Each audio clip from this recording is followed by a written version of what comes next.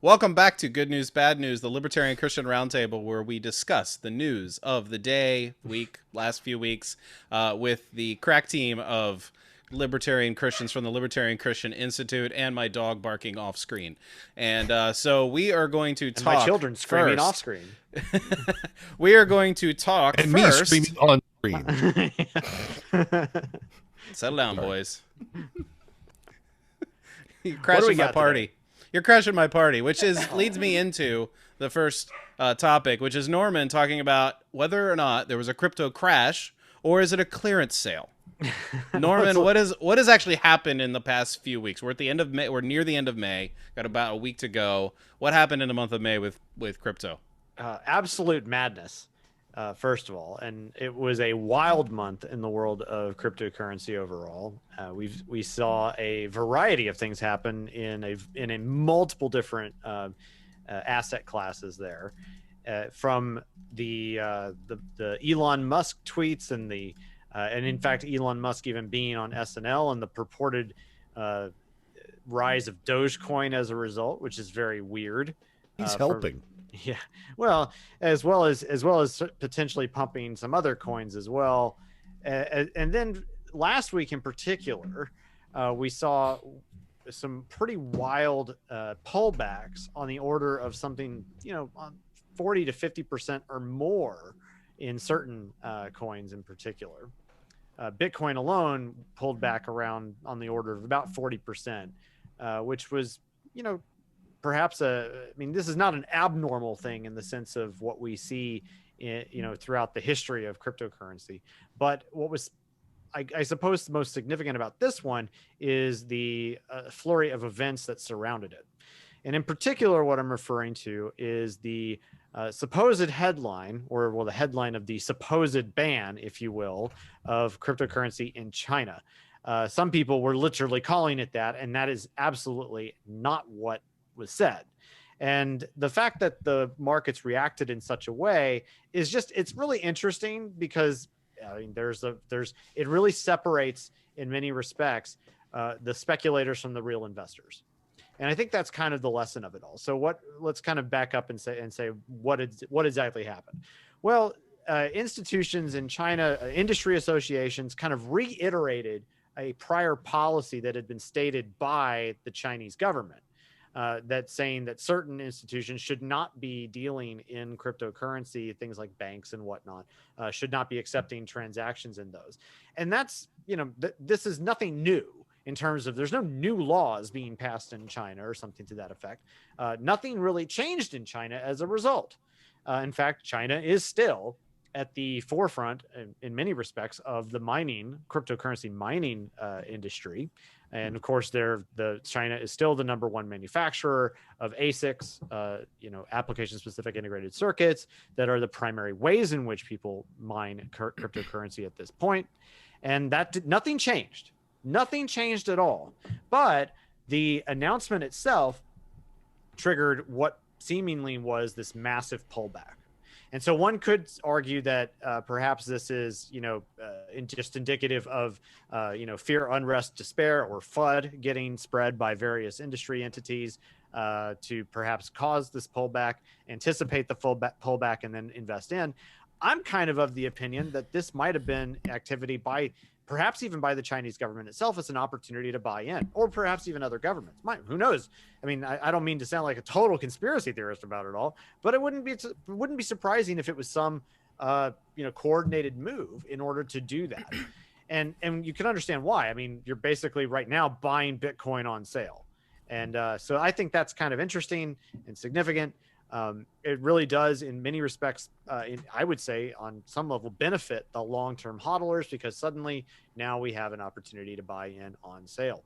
Now, this is not financial advice by any means. Of course, this is, any type of investment is a risk, but I'm pretty excited about it. I think this is definitely kind of separating these speculators from the investors, the diamond hands, if you will, from the paper hands. And I hope that, those of us who understand, and if you understand that the narrative has not changed at all about what Bitcoin is, fundamentally speaking. In fact, if anything, this is like what we're still talking about, like as of today, 38 Bitcoin at 38K.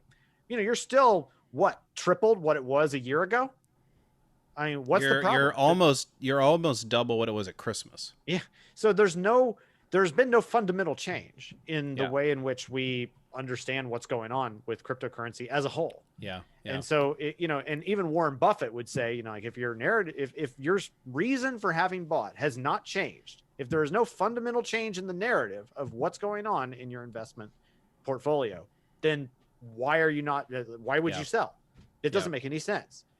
And so I think this is, you know, particularly interesting, especially since, you know, we also had a pretty cool event even in St. Louis, across the world this past weekend. People sort of quote commemorated or celebrated the 11th, I believe, anniversary of Bitcoin Pizza Day, when somebody sold 2 Papa John's pizzas, or exchanged 2 Papa John's pizzas for 10,000 Bitcoin, which at today's price would be something on the order of like $300 million. Holy crap.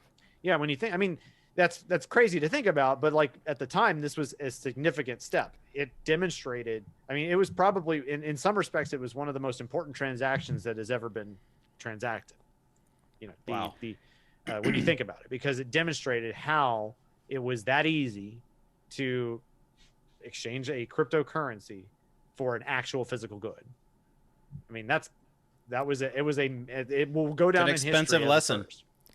Well, no, but not really. I mean, that's not an expensive lesson to the person who. No, to us, we didn't cost us anything.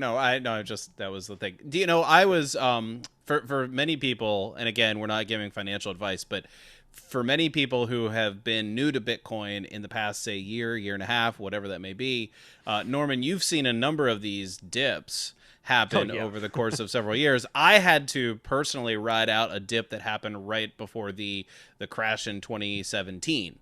I bought, not a lot, but I bought enough that was, you know, it was a little investment. It's like, oh no, it's going down. And your advice to me was, well, if you don't sell it, you haven't lost anything. And now it's, you know, that was where it was like 17,000. So I had to sit on it at 3,000 for several years. And now we're at 38. So now again, can't predict the future, of course.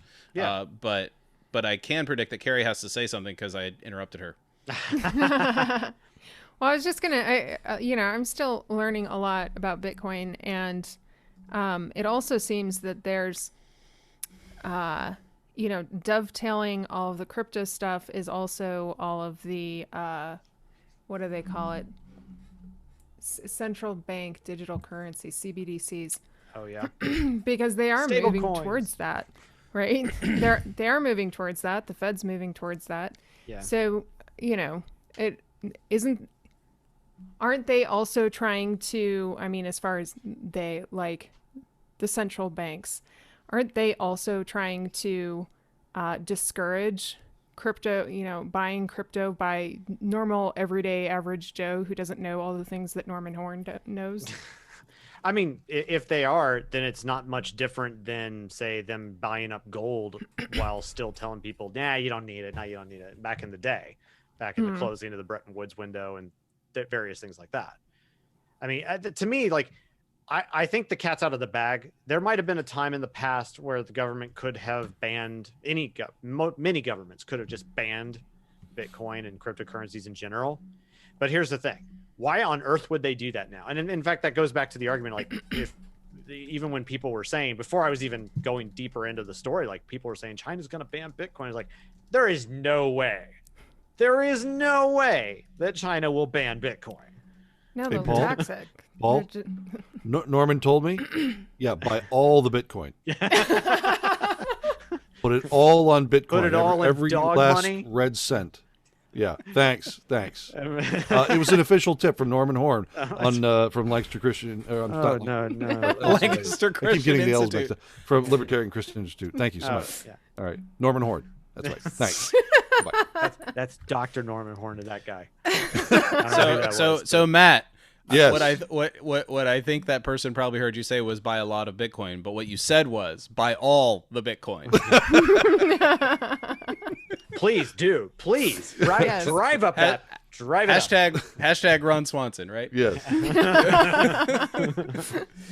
Okay, so for those of you who have yet to like completely understand Bitcoin, or maybe you think you understand it and you actually don't, there actually is a podcast episode coming out this week, and maybe by the time you catch this video you'll notice it, on this book. There's no title of the author on here, but it's actually written by a bunch of authors who did a group study. One of them is Jimmy Song, who does Bitcoin programming. He's the one who actually came on and discussed this with me.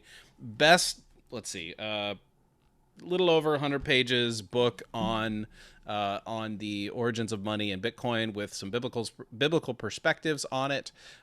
It's incredibly accessible, easy to read. I read it in like 2 days.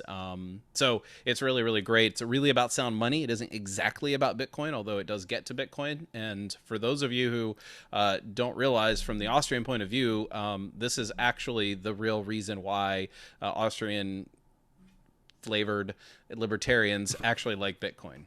That's all I can come up with without trying to restate my sentence. Taste of Austria. All right. And there's plenty of other good resources out there too. You know, we've talked about Saifedean Ammous, his book, The Bitcoin Standard. Buddy of mine, Vijay Boyapati, is putting out a book. It's coming out at the Miami Bitcoin Conference, I think, in a couple weeks, called The Bullish Case for Bitcoin, which was originally his article on Medium, I believe it was. If you just Google search The Bullish Case for Bitcoin, VJ, you'll find it. Yeah. And it's great. That's a great intro to Bitcoin itself as well. And so we recommend any of these resources as great to learn about cryptocurrency and Bitcoin in particular. Yeah.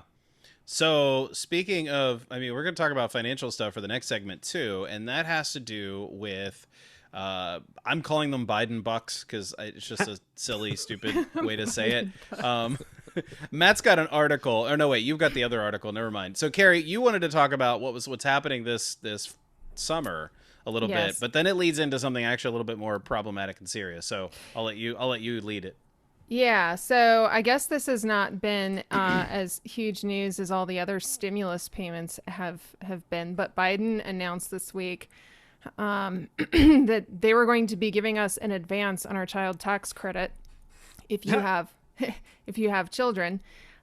You'll be getting $300 for each child under 6 starting July 5th every month, and as high as $250 per month for children ages 6 to 17 from July 15th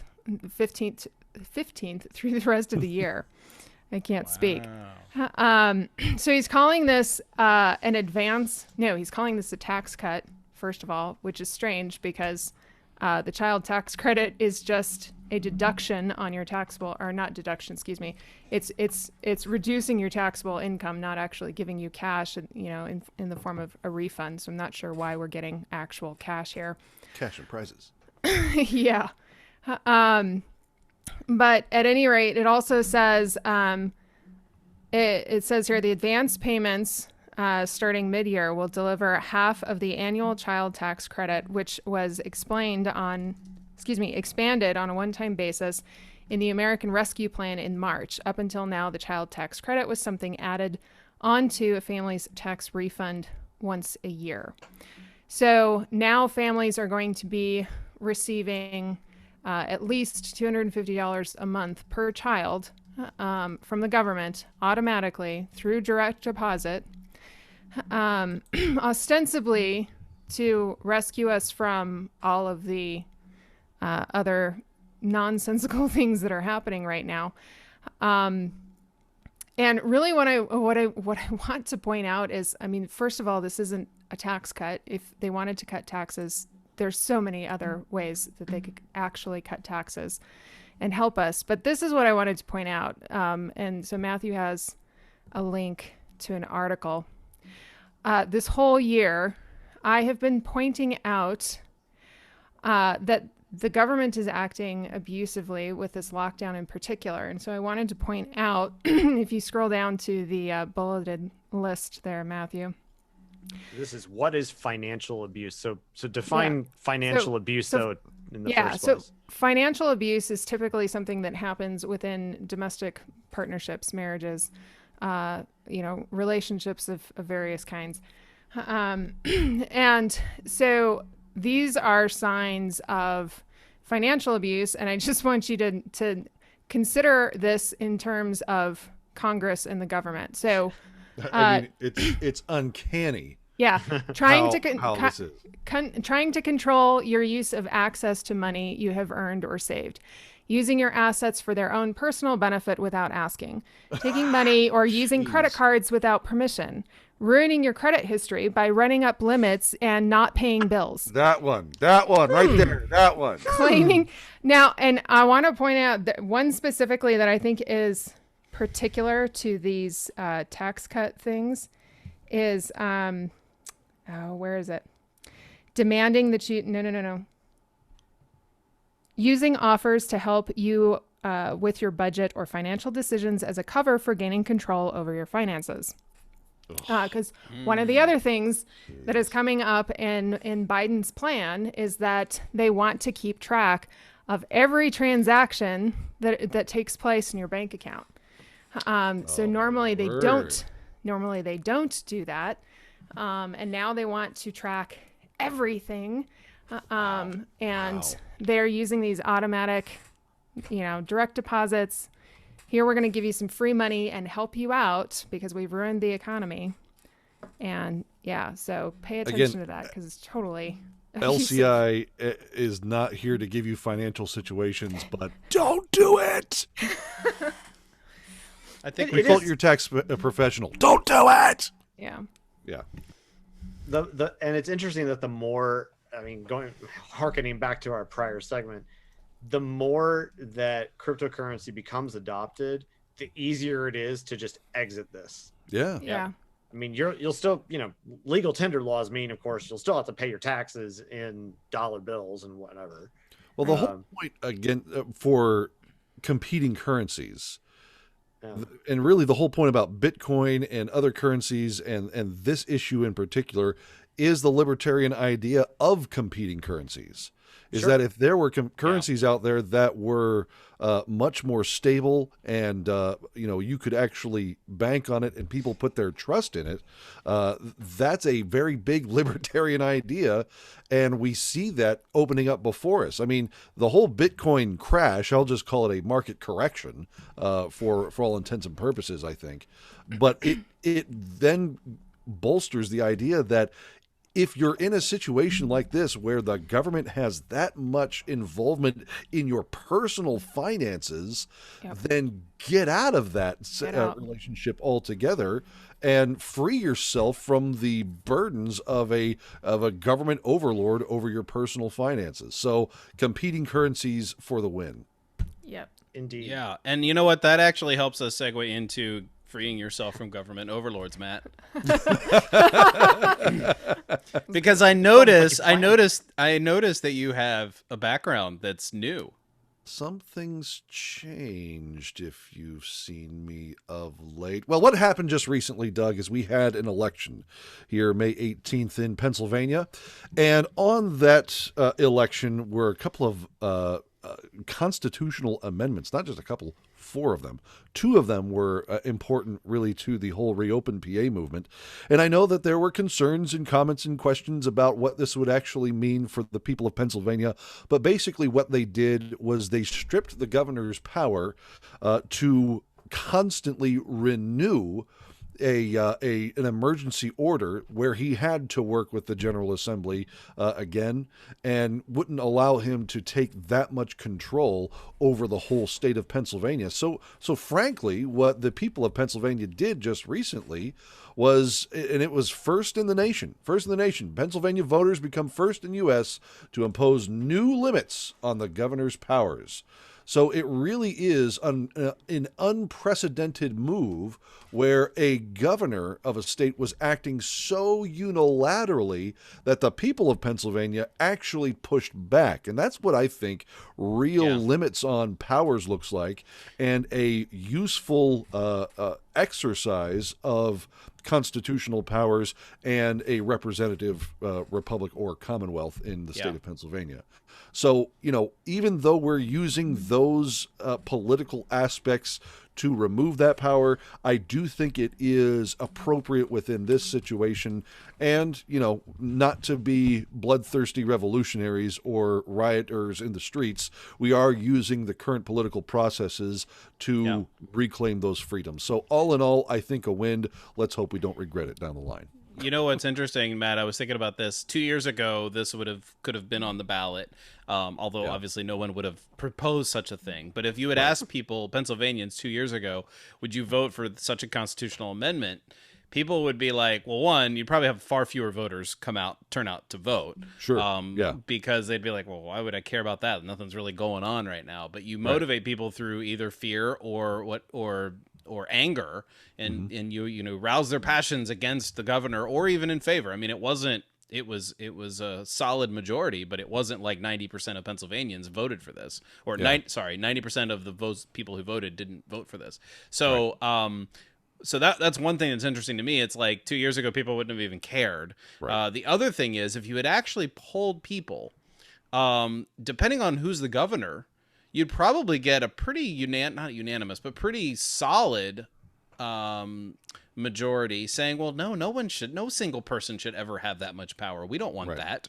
You know, because 2 years ago we were still under Trump, so you'd have the left saying, no single politician should ever have unilateral power, right? But now you have some Pennsylvanians scared, and they're Democrat, and not all the ones who are scared are Democrats. I don't mean that, but like the Democrats like their governor in Pennsylvania. Most Democrats do like Tom Wolf, and so it's like you have this sort of like, oh, my guy's doing all the right things. Well, most Democrats that I have come into contact with, although I have a close friend that actually agreed with a lot of his decisions, but he was terrible on optics. Like, he just totally blew it there. But that's another topic that probably is too old. Well, being in the reopened PA camp, I get actually a lot of messages from Democrats who actually say, this governor has really screwed the pooch on this one. It's just been absolutely awful. So, but anyhow, it's I think a win for people out there in Pennsylvania, and it shows as a model to the rest of the country that the voice of the people shall not be hindered, and can be used to push back. Now, it did need to be introduced by a representative within the General Assembly. Needed as well Senate support, and it got through to the actual ballot measure. And for people to actually sign up for it and vote for it, I think, frankly, is a big win for freedom.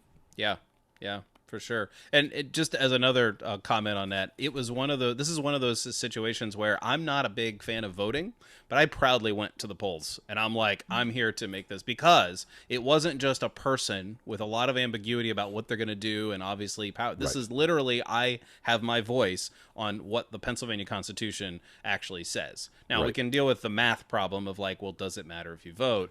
But in terms of, do I have a voice by marking this box? The answer is in that situation. So for those of you who are either 100% against or for voting, like, whichever way, there can be a middle ground. Yeah. And frankly, I was glad to hear all of the points and various opinions on this. There is one friend that we've had within LCI who actually came back and said, I don't think it's worded properly and things don't go well here. So I can see that as a possible concern and question, but at least as of right now, that is the good news. Matt, didn't the governor try to tweak the wording so it was confusing on purpose? Oh, and isn't that part of the reason why? Yeah, no, they tweaked it so much to make it sound so like, would you want some ragtag of people unilaterally destroying other people's lives by taking away their bread and water from their mouths and voting in to limit the governor on emergency powers? Oh, gosh. That's pretty much... Well, when you put it that way. When you put it that way. Yeah. So it was pretty funny. Yeah. So we're very happy that Pennsylvania is leading the nation in putting governors in their places. So we're open, and but this episode of the big good news bad news, the roundtable, is closed because we're gonna wrap up here. So thanks guys for being with me. That was good. And we will have another. We will see you in a few weeks. We'll get more creative next time with the exits. I promise.